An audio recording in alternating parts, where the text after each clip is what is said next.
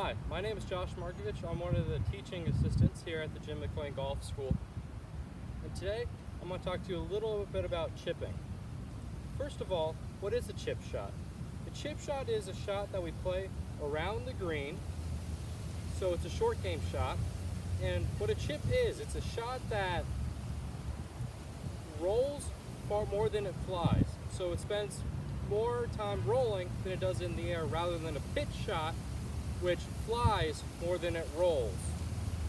Now, a chip shot's different than any sort of full swing shot we've hit in the past. When we hit a chip shot, we're going to set up to the ball a little differently than we would for a full swing shot. When we hit a full swing shot, our ball, we're going to have our feet pretty wide, right? We don't want that so much in a chip shot because we're not going to be swinging it all the way back up to here. We're only going to maybe take it to right here. So just to make sure we do that, we have our feet a little bit closer together. It keeps, because we don't need all that lateral movement in our swing here. Our weight's going to be on our left side, and our hands are going to be a little more forward than they were if we were to take a full swing shot. Now, why are we presetting these different positions? It's because we don't have the time to get into an impact position.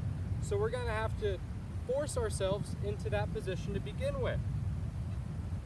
When we're hitting a chip shot also, our grip is going to change a little bit. Typically it might be a little weaker than it was for our full swing shot, just so we have a little bit more control of what the club face is doing.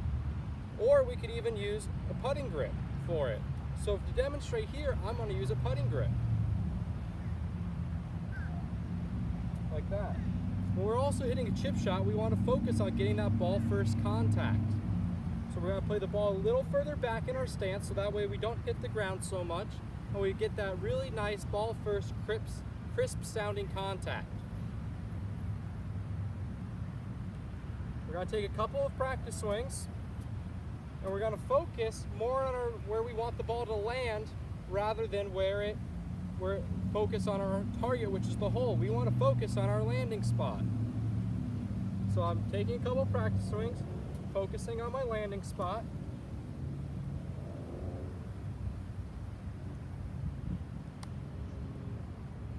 Like that. We had really nice ball first contact.